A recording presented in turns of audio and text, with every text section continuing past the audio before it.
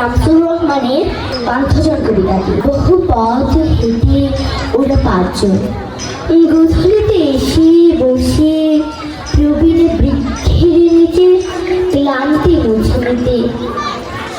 গাছ রেখে পাখি শুধায় এদের, বলতো তোমরা কারা?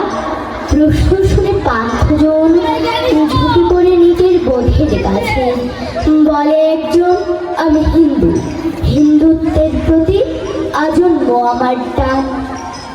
দ্বিতীয় জনের কণ্ঠ বাঁশির মতন বাজে, আমি বৌদ্ধ হীনজা।